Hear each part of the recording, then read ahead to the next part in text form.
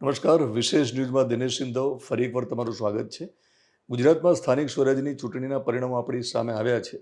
આખા ગુજરાતમાં કોણ હાર્યું, કોણ જીત્યું એ ચર્ચા સ્વાભાવિક છે કે સ્થાનિક કક્ષાએ જે તે બેઠકના લોકો કરવાના, મતદારો કરવાના. પણ વિશેષ ચર્ચા એ લોકોની થવાની કે જે લોકો જાણીતા હોય ગુજરાતમાં અને એવી બેઠકો હોય કે જેમાં ગુજરાતભરની નજર હોય. તો જુનાગઢ જિલ્લાની સ્થાનિક સ્વરાજ્યની ચૂંટણીને આપણે એટલા માટે યાદ કરવી પડે કે જુનાગઢ જિલ્લા પંચાયતની બેઠકો, તાલુકા પંચાયતની બેઠકોની વાત આવે તો બધાની નજર એટલા માટે હતી કે ગોપાલ ઇટાલીનો ગઢ જે ગણાય છે વિસાવદર, ત્યાં બધાની નજર હતી. હું ગઢ એટલા માટે કહું છું કે ગોપાલ ઇટાલિયા જે રીતે ચૂંટણી જીત્યા એ પછી ગોપાલ ઇટાલિયાનો ગઢ કહી શકાય એ પ્રકારની પરિસ્થિતિ વિસાવદરમાં અને આજુબાજુમાં, કારણ કે વિસાવદર વિધાનસભા બેઠકની આજુબાજુની બેઠકો પણ પ્રભાવિત સ્વાભાવિક રીતે થઈ હોય તો ત્યાં નજર હતી.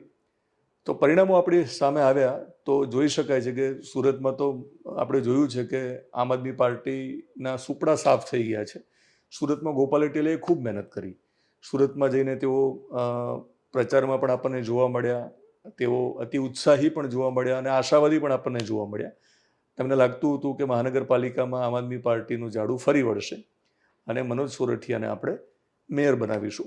પણ મનોજ સોરઠિયા ખુદ હારી ગયા છે. એટલે પરિસ્થિતિ એ છે કે મનોજ સોરઠિયા ભલે ત્યાં હાર્યા, પણ સોરઠ આખો જે વિસ્તાર છે, જુનાગઢ જિલ્લાની વાત કરું છું, ત્યાં ગોપાલ ઇટાલિયાના ગઢમાં ગાબડું પાડવું આ વખતે થોડુંક શક્ય હતું. એટલા માટે કે ગોપાલ ઇટાલિયા વ્યસ્ત હતા સુરતમાં. માત્ર વિસાવદર ઉપર એમનું ફોકસ નહોતું. માત્ર જુનાગઢ જિલ્લાની જે બેઠકો આવે છે, જિલ્લા પંચાયતની સ્થાનિક સ્વરાજ્યની જેટલી પણ બેઠકો આવે છે, ત્યાં ગોપાલ ઇટાલિયા આવ્યા હતા, એમને પ્રચાર પણ કર્યો હતો અને મહેનત પણ કરી હશે, કારણ કે પોતાની પાર્ટીના ઉમેદવારો ત્યાં ચૂંટણી લડી રહ્યા હતા. પણ સમય ઓછો આપી શક્યા છે. સ્વાભાવિક છે કે સુરતમાં પણ તેઓ વ્યસ્ત હતા. ત્યારે ક્યાંક લાગતું હતું કે કદાચ આ વખતે ભાજપ અને ખાસ તો કિરીટ પટેલ, કિરીટ પટેલ, ભાજપને યાદ કરી તો કિરીટ પટેલને યાદ કરવા પડે. મોટાભાગના લોકોને ખબર છે કે જુનાગઢ જિલ્લા પંચાયતની બેઠકોમાં ટિકિટની આ વખતે પણ જ્યારે ફાળવણી થઈ ત્યારે કિરીટ પટેલનો હાથ ઊંચો રહ્યો છે. કિરીટ પટેલના જે માણસો ગણાય છે એમને ટિકિટ મળી છે એવી ચર્ચા પણ થઈ હતી. તો ફરી એક વખત કિરીટ પટેલ અને ગોપાલ ઇટાલિયા વચ્ચે જ આમ જુઓ તો જંગ હતો. તો બધાની નજર એવી પણ હતી કે ગોપાલ ઇટાલિયાના ગઢમાં કિરીટ પટેલ કાંગરા ખેરવવામાં સફળ રહેશે કે નહીં. પણ પરિણામો બહુ સારા ભાજપ માટે આવ્યા નથી. એટલા માટે કે ભાજપની બિલકુલ બેઠકો આવી નથી એવું નથી કહેતો, પણ ખાસ તો પૂર્વ ધારાસભ્ય ભૂપત ભાયણીનું હારવું એ પણ સારી વાત નથી. કારણ કે આ વિસાવદર બેઠકમાંથી જ આમ આદમી પાર્ટી તરફથી તેઓ લડેલા અને જીતેલા, પછી ભાજપમાં આવી જાય છે અને ભાજપ એમને ટિકિટ આપી હતી. તો બીજા એક નેતાની એટલા માટે ચર્ચા કરવી જોઈએ કે મોટી મોણપરી બેઠક ઉપર આ વખતે ભાજપે ડૉક્ટર ભરત ઝાલાવાડિયાને મેદાનમાં ઉતાર્યા હતા. અને એવું લાગતું હતું, કારણ કે અગત્યની બેઠક હતી અને એવું ભાજપને પણ લાગતું હશે અને કદાચ એ વિસ્તારમાં ચર્ચા પણ હતી કે તેઓ શિક્ષિત પણ છે, ડૉક્ટર છે, એટલે કદાચ જીતી જશે. પણ પરિણામો જે આવ્યા એમાં તેમની હાર આપણી સામે આવી છે. તો ભાજપનું જે ઓપરેશન હતું, ડૉક્ટર ઓપરેશન, એ નિષ્ફળ રહ્યું છે. ભાજપ આ ઓપરેશન પાર પાડી શક્યું નથી અને ત્યાં ગોપાલ ઇટાલિયાના ગઢમાં, એટલે કે ગોપાલ ઇટાલિયાનો જે વાયરો વાતો હતો એમાં ભાજપનું ઓપરેશન ડૉક્ટર ચાલ્યું નથી. તો એ ઓપરેશન મારી દૃષ્ટિએ નિષ્ફળ ગયું છે ભાજપનું. એક વિશ્લેષણ એ થવું જોઈએ, કારણ કે ગોપાલ ઇટાલિયાના ગઢમાં ગાબડા પાડવાની વાત હતી અને તમે સંપૂર્ણ રીતે એ ગઢમાં ગાબડા ન પાડી શકો તો 2027ના જે પરિણામો છે એ અસર જોવા મળવાની છે. તો મને એવું લાગે છે કે ડૉક્ટર ભરત ઝાલાવાડિયાના કિસ્સામાં મોટી મોણપરી બેઠક ઉપર બધાની નજર હતી. તેઓ રેલી કરે અથવા તો લોકોને મળે તો મોટી સંખ્યામાં કદાચ લોકો ઉપસ્થિત પણ રહેતા હતા. પણ મારી પાસે જે માહિતી છે એ પ્રમાણે ડૉક્ટર ભરત ઝાલાવાડિયાનું ઓપરેશન ભાજપના જ કેટલાક નેતાઓએ કરી નાખ્યું છે. ભાજપના જ કેટલાક જૂના નેતાઓને એવું લાગતું હતું કે જો ડૉક્ટર આગળ જશે તો ભવિષ્યમાં એમને વિધાનસભાની ટિકિટ મળી શકે.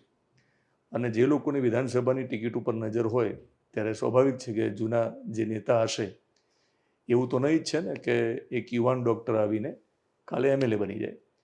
તો મને જે માહિતી મળી હતી ચૂંટણી પ્રચાર દરમિયાન આ પ્રકારની માહિતી હતી કે આંતરિક ડખો છે. ગોપાલ ઇટાલિયાને ખૂબ મહેનત જ ન કરવી પડે એવી પ્રકારની પરિસ્થિતિ એટલા માટે ત્યાં હતી કે ભાજપના જ કેટલાક જૂના જોગીઓને પણ ઈર્ષા અથવા તો સ્પર્ધા હતી ડૉક્ટર ભરત ઝાલાવાડિયા સાથે. આઈબીનો એક રિપોર્ટ પણ સામે આવ્યો તો આઈબીના રિપોર્ટમાં પણ એક એવી માહિતી ચોંકાવનારી આવી હતી કે જે પ્રકારે ચૂંટણીની તારીખ મતદાનની નજીક આવે છે એ તારીખ જેમ જેમ નજીક આવતી હતી એ જ રીતે ડૉક્ટર ભરત ઝાલાવાડિયાની સાથે નજીક રહેનારા જે નેતાઓ છે ભાજપના એ અંદરખાને એમને હરાવવા માટે પ્રયત્ન કરતા હતા. તો આમ જુઓ તો ડૉક્ટરનું ઓપરેશન ગોપાલ ઇટાલિયાએ કંઈ કરવાની જરૂર જ ના રહી. આ ડૉક્ટરનું ઓપરેશન ભાજપના જ કેટલાક નેતાઓએ કરી નાખ્યું છે.